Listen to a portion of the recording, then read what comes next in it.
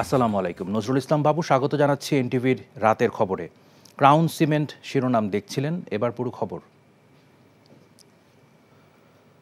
বৈষম্য বিরোধী ছাত্র আন্দোলনের ডাকে গণমিছিলে আবারও উত্তাল রাজধানী। উত্তরায় আইনশৃঙ্খলা বাহিনী ও আওয়ামী লীগ নেতাকর্মীদের সঙ্গে শিক্ষার্থীদের সংঘর্ষ হয়। এছাড়া সায়েন্স ল্যাব ও শাহবাগ মোড় অবরোধ করে হত্যাকারীদের বিচার চান শিক্ষার্থীরা। কায়কোবাদ মাহমুদকে সাথে নিয়ে নূর হোসেনের রিপোর্ট।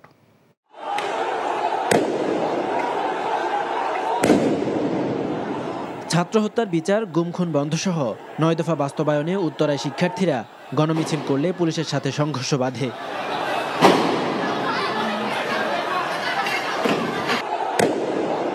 শিক্ষার্থীদের ছত্রভঙ্গ করতে টিয়ারশেল, রাবার বুলেট ও সাউন্ড গ্রেনেড নিক্ষেপ করে আইনশৃঙ্খলা বাহিনী। আন্দোলনকারীদের সাথে সংঘর্ষে জড়ায় ছাত্রলীগও। পুলিশ ফায়ার করতে করতে সামনে গেছে, টিয়ার শেল আর ছিটা বুলেটগুলো, রাবার বুলেট মারতে মারতে সামনে গেছে। এদিকে সায়েন্স ল্যাবরেটরি মোড় অবরোধ করে বিক্ষোভ করেছে সিটি কলেজ, বীরশ্রেষ্ঠ নূর মোহাম্মদ কলেজ সহ আশপাশের বিভিন্ন কলেজের শিক্ষার্থীরা। এতে যোগ দেয় অভিভাবকরাও। আমাদের যে ভাইদেরকে তারা গণগ্রেফতার করে নিয়ে গেছে, মিথ্যা মিথ্যা মামলা দিচ্ছে, আমার সেই ভাইদেরকে তাদের এখনই ছাড়তে হবে এবং আমার যে ভাইরা মারা গেছে সেটার জাস্টিস আমরা চাই। ছাত্ররা এই আন্দোলন কখনোই থামাবে না। তোমার পতন না হওয়া পর্যন্ত আমরা রাজপথে থাকবো। বাংলাদেশের ৩.৫ কোটি স্টুডেন্ট শেষ জীবনটা থাকা পর্যন্ত আমরা সংগ্রাম চালিয়ে যাব। যাদেরকে গ্রেফতার করছে তাদেরকে মুক্তি দিতে হবে, আর মুক্তি না দিতে পারলে জেলখানা বড় করবে, কারণ ফাগুন আসছে এবং আমরা 10 গুণ হব।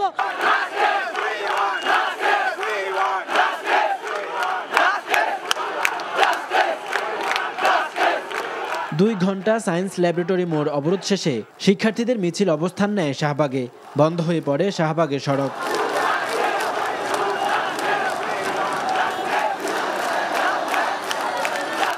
বৈষম্য বিরোধী ছাত্র আন্দোলনের ডাকে দোয়া শেষে বাইতুল মোকাররম মসজিদের উত্তর গেট থেকে বিক্ষোভ মিছিল করেছে ছাত্র জনতা।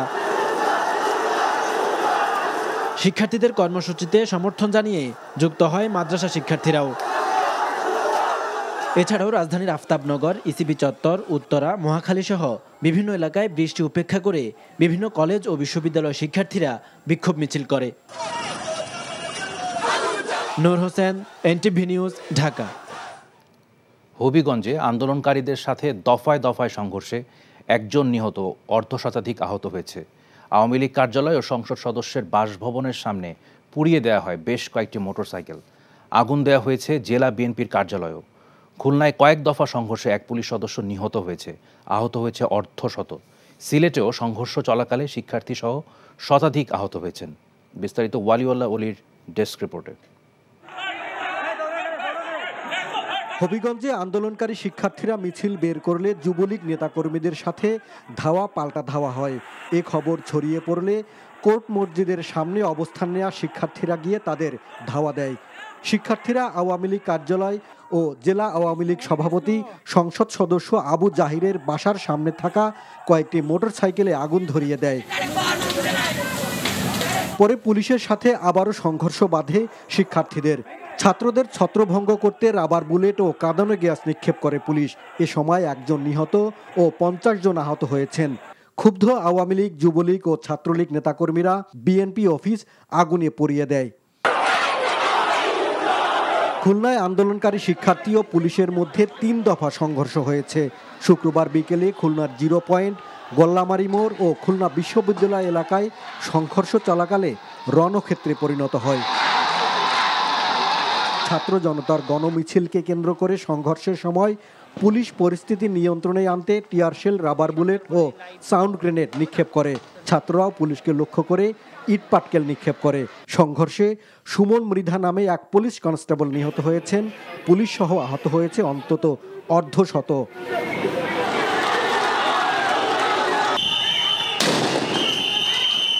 সিলেটে বৈষম্য বিরোধী ছাত্র আন্দোলনের গণমিছিল কর্মসূচি চলাকালে দফায় দফায় পুলিশ শিক্ষার্থী জনতার সংঘর্ষ হয়েছে। এ সময় পুলিশ বিভিন্ন স্থানে টিয়ারশেল, সাউন্ড গ্রেনেড ছুড়ে শিক্ষার্থীদের ছত্রভঙ্গ করে দেয়। এতে সিলেট শাহজালাল বিজ্ঞান ও প্রযুক্তি বিশ্ববিদ্যালয়ের শিক্ষার্থী সহ শতাধিক আহত হয়েছেন। ঘটনাস্থল থেকে ৮ শিক্ষার্থীকে আটক করা হয়েছে। এছাড়া চট্টগ্রাম, বরিশাল, বগুড়া, ময়মনসিংহ, নরসিংদী, টাঙ্গাইল, লালমনিরহাট, নাটোর সহ দেশের বিভিন্ন স্থানে সড়ক মহাসড়ক অবরোধ করে বিক্ষোভ করেছেন শিক্ষার্থীরা। ওয়ালিউল্লাহ অলি, এনটিভি নিউজ ডেস্ক। শিক্ষার্থীদের পাশাপাশি নিপীড়ন বিরোধী দ্রোহযাত্রা কর্মসূচি পালন করেছে শিক্ষক, শিল্পী, কবি, সাহিত্যিক, সাংবাদিক, মেডিকেল শিক্ষক সহ নানা শ্রেণী পেশার মানুষ। হামলা মামলা বন্ধ করে সব হত্যার বিচারের দাবি তোলেন তারা। মেজবা হাসানকে সাথে নিয়ে জুনায়েদ আল হাবিবের রিপোর্ট। ছাত্র জনতার মিছিল, স্লোগানে আবারও উত্তাল ঢাকার রাজপথ।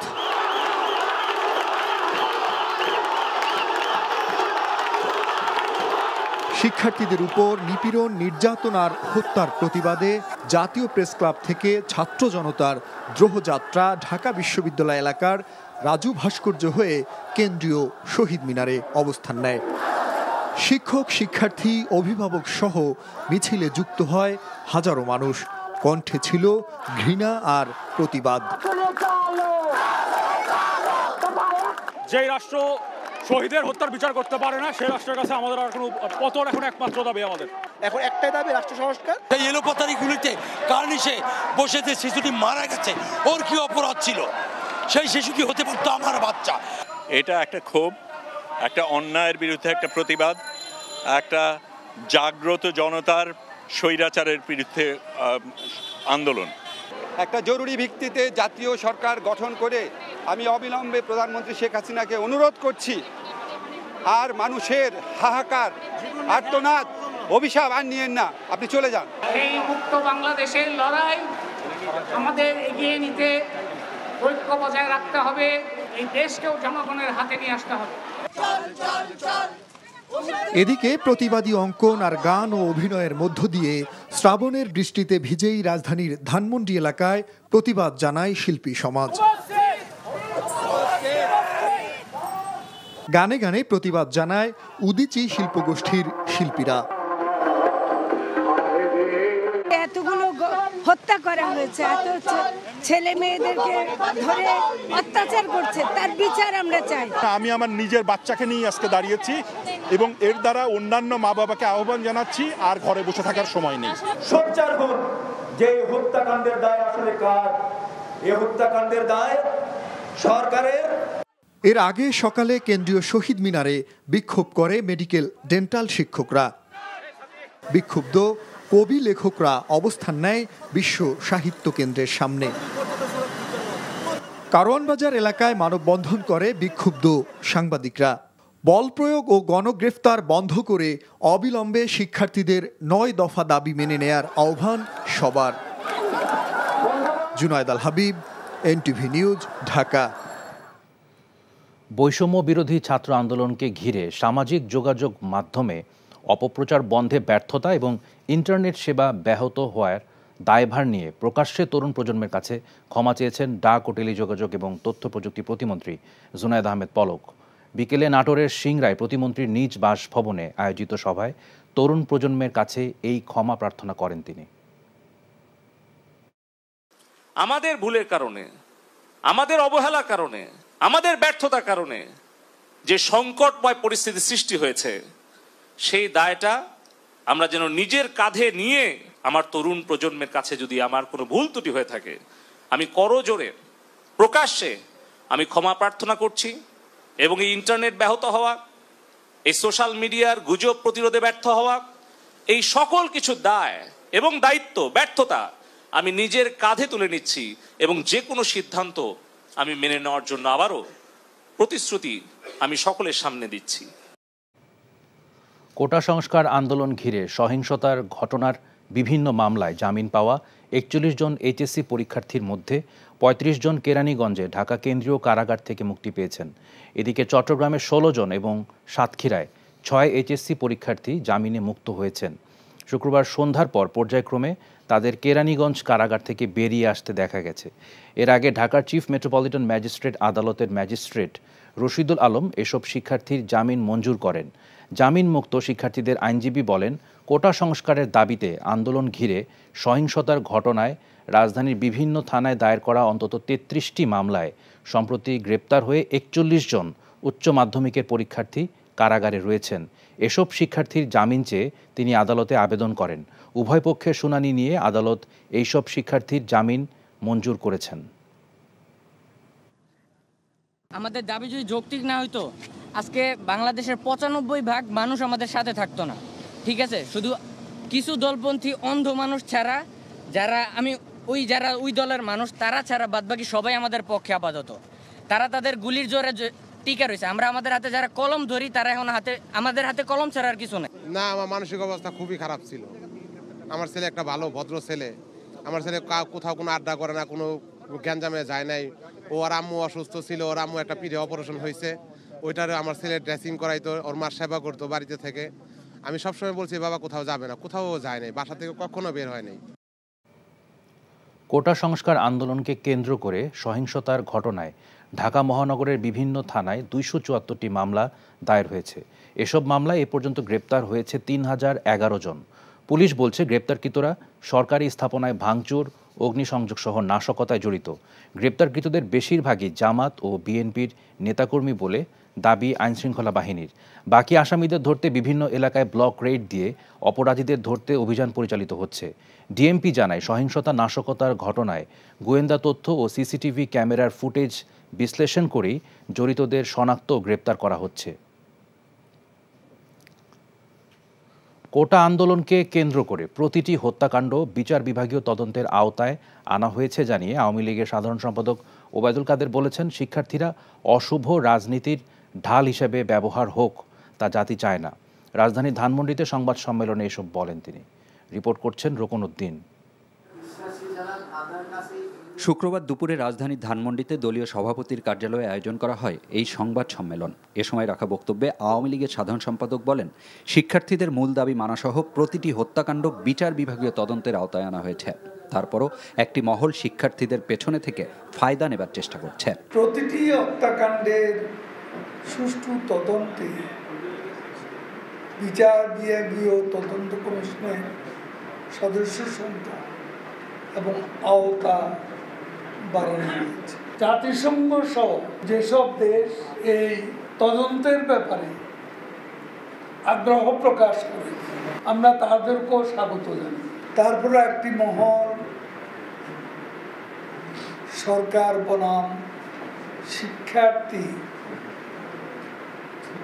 গেম খেলে ফায়দা লোকটার অপচেষ্টা করছে। তারা কারো অশুভ রাজনীতির ঢাল হিসেবে ব্যবহার হোক, এটা জাতি চায়। শিক্ষার্থীদের হয়রানি না করতে আইন শৃঙ্খলা রক্ষাকারী বাহিনীকে বলা হয়েছে এবং আটক এইচএসসি পরীক্ষার্থীদের ছেড়ে দেবার বিষয় নিশ্চিত করা হয়েছে বলেও জানান ওবায়দুল কাদের। এছাড়া নাগরিক সমাজের প্রতিনিধিদের মত প্রকাশের ক্ষেত্রে দেশের কথা ভাবারও অনুরোধ জানান তিনি। আমরা ব্যক্তিগত মতের প্রতি শ্রদ্ধা জানাই। তাদের মতামত প্রকাশের সুযোগকে কাজে লাগিয়ে তৃতীয় কোনো স্বার্থান্বেষী মহল যেন উস্কানির সৃষ্টি করে কাজে ব্যবহার না করতে পারে, সে বিষয়ে সকলকে দায়িত্বশীল হওয়া উচিত। এ সময় তার কাছে প্রশ্ন ছিল, এখনও আন্দোলন চালিয়ে যাবার ঘোষণার পর শিক্ষার্থীদের সাথে আলোচনার চিন্তা ভাবনা আছে কিনা। সরকার কোনো সিদ্ধান্ত নিলে আপনাদের জানাবো।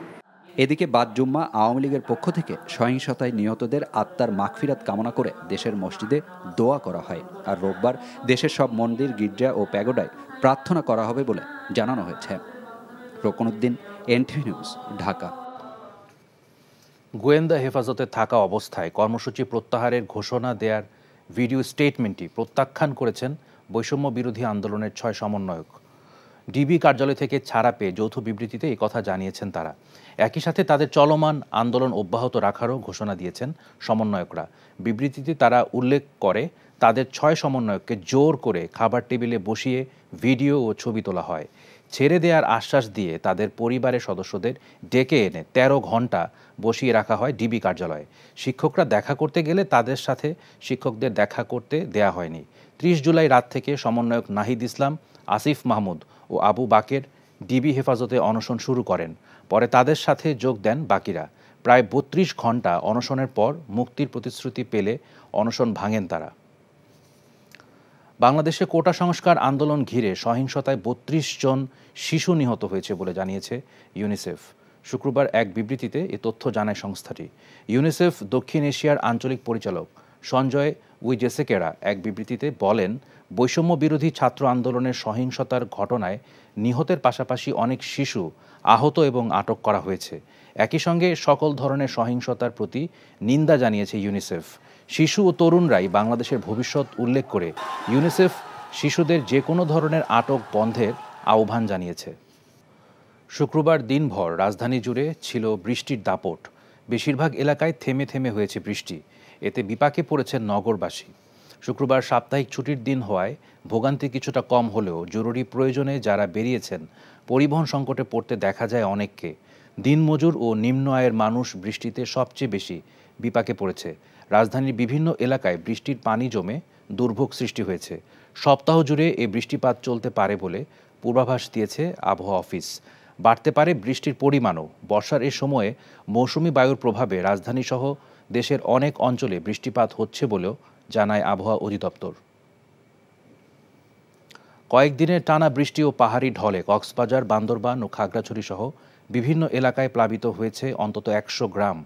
পানিবন্দী লাখো মানুষ। এদিকে বান্দরবানে পাহাড় ধসে কয়েকটি স্থানে সড়ক যোগাযোগ বিচ্ছিন্ন আছে। টানা বর্ষণের কারণে পাহাড়ি ঢল ও বন্যায় খাগড়াছড়ি পৌরসভা ও সদর উপজেলার বিস্তীর্ণ এলাকা প্লাবিত হয়েছে। চেঙ্গি ও মাইনী নদীর পানি বিপদসীমার উপর দিয়ে প্রবাহিত হচ্ছে। কয়েকটি এলাকার হাজারো পরিবার পানিবন্দী হয়ে পড়েছে। খাগড়াছড়ি চট্টগ্রাম প্রধান সড়ক দিয়ে পানি প্রবাহিত হওয়ায় যানবাহন চলাচল ব্যাহত হচ্ছে। কক্সবাজারের মাতামুহুরী ও বাঘখালী নদীর কমপক্ষে 10টি পয়েন্টে বেড়িবাঁধ ভেঙে তলিয়ে গেছে বিস্তীর্ণ এলাকা। পানি ঢুকে পড়েছে উখিয়া, টেকনাফ, চকরিয়া, পেকুয়া ও রামু সদর উপজেলার 70টি গ্রামে। অন্যদিকে বান্দরবানে কয়েকদিনের টানা বর্ষণে নাইক্ষংছড়িতে ঘুমধুম, তুমরু সীমান্তবর্তী এলাকায় 5টি গ্রাম প্লাবিত হয়েছে। বৃষ্টিতে কয়েকটি স্থানে পাহাড় ধসে বান্দরবানের সঙ্গে থানচি উপজেলার সড়ক যোগাযোগ বিচ্ছিন্ন রয়েছে। দুদিনের ভারী বৃষ্টি ও ভারত থেকে নেমে আসা পাহাড়ি পানি বেড়ে ফেনীর মুহুরী, কহুয়া ও সিলোনিয়া নদীর পানি বিপদসীমার উপর দিয়ে প্রবাহিত হচ্ছে। প্লাবিত হয়েছে 10টি গ্রাম। এছাড়া টানা বৃষ্টিতে চাঁদপুর, ঝালকাঠি সহ বিভিন্ন জেলা শহর এবং নিম্নাঞ্চল প্লাবিত হয়েছে। বরিশালেও ভারী বৃষ্টিপাতে নগরী জুড়ে সৃষ্ট জলাবদ্ধতায় দুর্ভোগে পড়েছেন নগরবাসী। বাজারে চালসহ বেশিরভাগ নিত্যপণ্যের দামই চড়া। নতুন করে দাম না বাড়লেও 2 সপ্তাহ ধরে প্রায় সব ধরনের চাল বিক্রি হচ্ছে বাড়তি দামে।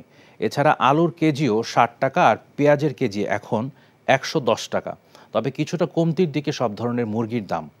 হাসানুল শাওনের রিপোর্ট। গেল সপ্তাহে হঠাৎই দাম বেড়ে যায় সব ধরনের চালের। বাজারে এখন সেই চড়া দামেই বিক্রি হচ্ছে চাল। মিনিকেটের কেজি এখন 70 টাকা, আটাশ 55 টাকা আর স্বর্ণার কেজি বিক্রি হচ্ছে 50 টাকায়। চালের এই বাড়তি দামে হতাশ সাধারণ ভোক্তারা। এখন তো 100-150 টাকা মানে বস্তা প্রতি বাইরে গেছে। এখন তো মানুষের ক্রেতার ক্রয় ক্ষমতার মানে ক্রেতার ক্রয় ক্ষমতার বাইরে সব। সাধারণ মানুষের তো এখন তো খুব অবস্থা খুবই করুণ। বিক্রেতারা বলছেন সহসাই চালের দাম কমার সম্ভাবনা নেই। আর সাম্প্রতিক এই দাম বৃদ্ধির জন্য তারা দুষছেন বড় বড় কোম্পানি আর মিল মালিকদের। বড় বড় কোম্পানিরা করে, মিলাররা করে, তারা যদি স্টক না করে তা সারা বছর কিভাবে চালাবে? তাদের কাছে মনে করেন পর্যাপ্ত পরিমাণে ধান আছে, চাল আছে, তারাই কিন্তু বাজারটা নিয়ন্ত্রণ করে, তারা বাড়ায় উঠায়। টিয়া করে কেজিতে বাড়ছে, বাড়ার পরে এখন 1 সপ্তাহ ধরে একভাবেই শীতলে আছে। আর কমার আমার মনে হয় না কমবে, করিয়া কমার সম্ভাবনা নাই। অনেকদিন ধরেই বাড়তি আলুর দাম কেজি বিক্রি হচ্ছে 60 টাকায় আর দেশি পেঁয়াজের কেজি বিক্রি হচ্ছে 110 টাকায়। তবে বাজারে কমতির দিকে সব ধরনের মুরগির দাম। ব্রয়লারের কেজি এখন 170 টাকা আর সোনালী বিক্রি হচ্ছে 270 টাকায়। পাইকারি বাজার সাপ্লাই বর্তমান খুব কম। এখন অবস্থা দেশের যে অবস্থা কারণে বাজারে কাস্টমারই নেই। যদি একটা কাস্টমার আছে ওই 10টা নেয়, সে 5টা নিচ্ছে। এছাড়া সবজির দাম কিছুটা বাড়তি, পেঁপে আর পটল ছাড়া প্রায় সব সবজির কেজি প্রতি দাম ৬০ টাকার ওপরে। Hasanul Shaon, NTV news, Dhaka. পরিবহন ভাড়া বৃদ্ধির কারণে বাজারে অনেক পণ্যের দাম বাড়তি জানিয়ে বাণিজ্য প্রতিমন্ত্রী আহসানুল ইসলাম টিটু বলেছেন, বিভিন্ন রুটের ট্রাক ভাড়া নির্ধারণ করে দেওয়ার চেষ্টা করছে সরকার। সকালে ঢাকায় টিসিবির পণ্য বিক্রি কার্যক্রম পরিদর্শন শেষে তিনি আরও জানান, নিত্যপণ্য পরিবহনের দূরত্ব অনুযায়ী ট্রাকের ভাড়া বেঁধে দেওয়ার উদ্যোগ নেওয়া হবে। কম দামে পেঁয়াজ বিক্রির উদ্দেশ্যে টিসিবির মাধ্যমে পেঁয়াজ আমদানির চেষ্টা চলছে বলেও জানান বাণিজ্য প্রতিমন্ত্রী। এছাড়া বাজারে চালের সংকট নেই জানিয়ে আহসানুল ইসলাম টিটু বলেন, চালের বাজারে সরকারের তদারকি জোরদার করা হচ্ছে।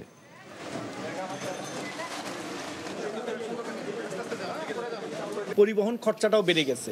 যে ট্রাক ভাড়া ছিল হয়তো 10,000 টাকা, ওইটা ডাবল হয়ে 20,000 টাকা হয়ে গেছে। যেটা ছিল 20, ওইটা 35 হয়ে গেছে। আমরা চেষ্টা করতেছি যে যারা ট্রাক মালিক আছে তাদের সাথেও বাসের যেরকম ভাড়া নির্ধারণ আমরা মানে দূরত্ব ভেদে এইটার যদি আমরা নির্ধারণ করে দিতে পারি তাহলে আমাদের এই জিনিসগুলোর দাম কমে আসবে। আমরা ইনশাল্লাহ চেষ্টা করতেছি পেঁয়াজের সরবরাহটা ভারত থেকে বাড়ানোর জন্য, এবং টিসিবি নিজেও চেষ্টা করতেছে। আমরা রমজানে যেভাবে পেঁয়াজ নিয়ে আসছিলাম, আমরা টিসিবির মাধ্যমে পেঁয়াজ এনে অন্তত ঢাকা এবং শহরের আশেপাশে আমরা পেঁয়াজটা টিসিবির মাধ্যমে দিব। শরীয়তপুরের গোসাইরহাটে মেঘনা নদীতে যাত্রীবাহী ট্রলার ডুবিতে মা মেয়ের মৃত্যু হয়েছে। নিখোঁজ ৩ জনকে উদ্ধারে কাজ করছে ফায়ার সার্ভিসের ডুবুরি দল। সকালে উপজেলার কোদালপুর ইউনিয়নের মাঝের চর এলাকায় মেঘনা নদীতে এই দুর্ঘটনা হয়। পুলিশ ও এলাকাবাসী জানান, গোসাইরহাট পুরাতন লঞ্চঘাট থেকে 11 জন যাত্রী নিয়ে একটি ট্রলার মাঝের চর এলাকায় যাচ্ছিল। ট্রলারটিতে 7 জন পুরুষ ও 4 জন নারী ছিলেন। মাঝ নদীতে দুর্যোগপূর্ণ আবহাওয়ার কারণে এটি ডুবে যায়। পরে স্থানীয়রা 4 জন পুরুষ ও 4 নারীকে উদ্ধার করে উপজেলা স্বাস্থ্য কমপ্লেক্সে নিয়ে যান। এ সময় চিকিৎসকরা 2 নারীকে মৃত ঘোষণা করেন। বস্তায় চায়না জাতের আদা চাষে জনপ্রিয়তা বাড়ছে সিরাজগঞ্জ ও ব্রাহ্মণবাড়িয়ায়। অল্প পুঁজিতে বেশি লাভ হওয়ায় অনেকে আদা চাষে ঝুঁকছেন। কৃষি বিভাগ মনে করছেন, আদা চাষ বাড়ানো গেলে আমদানি নির্ভরতা কমবে, পাশাপাশি কমে আসবে মশলাটির দামও। বিস্তারিত জীবন আহমেদের ডেস্ক রিপোর্টে। সিরাজগঞ্জের তারাস উপজেলার সাইফুল ইসলাম ঢাকার একটি পোশাক কারখানায় কাজ করতেন। কোনোভাবে চলত সংসার। এরপর ইউটিউব দেখে বস্তায় চায়না জাতের আদা চাষ শুরু করেন। প্রথমে অল্প পরিসরে চাষ করেন, দ্বিগুণ লাভ হওয়ায় বড় পরিসরে শুরু করেছেন আদা চাষ। 1,30,000 টাকা খরচ করে আদা চাষ শুরু করেছেন সাইফুল। 7 লাখ টাকার আদা বিক্রি হবে বলে আশা তার। মোবাইলে আমি একদিন হঠাৎ করে দেখি ইউটিউবে আদা চাষ, ঠিক আছে, বস্তা আদা চাষ। তো আমি তারপরে এই আদা চাষ আমি 8 বস্তা আদা লাগাই, তখন দেখি তো অনেক লাভ। সেক্ষেত্রে আমি এই বছর আবার খুব বেশি করে আমি 2000 বস্তা এবার লাগাইছি। বস্তায় চায়না জাতের আদা চাষকে ইতিবাচক হিসাবে দেখছে কৃষি বিভাগ। এতটাই জনপ্রিয় যে প্রতিনিয়ত আমাদের এই সংখ্যা বাড়তেছে। আশা করছি যে আমাদের যদি এই ধারা অব্যাহত থাকে তাহলে অল্প কিছুদিনের মধ্যে আমাদের যে আদার যে তারাশের চাহিদা এর মাধ্যমেই আমাদের পূরণ করা সম্ভব। এদিকে ব্রাহ্মণবাড়িয়ার সীমান্তবর্তী উপজেলায় বিজয়নগরে আদা চাষ হচ্ছে। লিচু, কাঁঠাল, মাল্টা, কমলা বাগানের ফাঁকা জায়গার পাশাপাশি বাড়ির আঙ্গিনায় পরিত্যক্ত জায়গায় অনেকে চাষ করছেন আদা। বাণিজ্যিকভাবে জেলায় এবারই প্রথম চাষ হচ্ছে আদার। আগে জানতাম না, আগে যে বস্তা আদা হইতো। কৃষি বিভাগের আমরা কিছু পরামর্শ দিছে, আমরা বলছি এইভাবে করো, আমরা এইভাবে করছি। 50,000 টাকা খরচ করছি, 1,00,000 লাখ টাকা আদা বিক্রি করতে আমার মনে একটু আনন্দ আইব। কৃষি বিভাগ জানায়, জেলায় 134 হেক্টর জমিতে আদার চাষ হয়েছে। উদ্যোক্তা যারা এই সমস্ত পতিত জমিগুলোতে আমাদের কাজে লাগাচ্ছে, যার ফলে আমাদের প্রচুর পরিমাণে বৈদেশিক মুদ্রা স্বাস্থ্য হবে, আমাদের কর্মসংস্থানের সৃষ্টি হচ্ছে। মশলা জাতীয় ফসল উৎপাদনের মাধ্যমে আমদানি নির্ভরতা কমে আসবে বলে মনে করছেন কৃষিবিদরা। জীবন আহমেদ, এনটিভি নিউজ ডেস্ক। এই ছিল রাতের খবরে। এই খবরের ভিডিও সহ আপডেট জানতে ভিজিট করুন এনটিভি অনলাইন www.ntvbd.com। এছাড়াও এনটিভির জনপ্রিয় সব অনুষ্ঠান ও খবরের আপডেট জানতে ভিজিট করুন আমাদের ইউটিউব ও ভেরিফাইড ফেসবুক পেজ। রাত 1টায় মধ্যরাতের খবর দেখার আমন্ত্রণ রইল। ধন্যবাদ সবাইকে।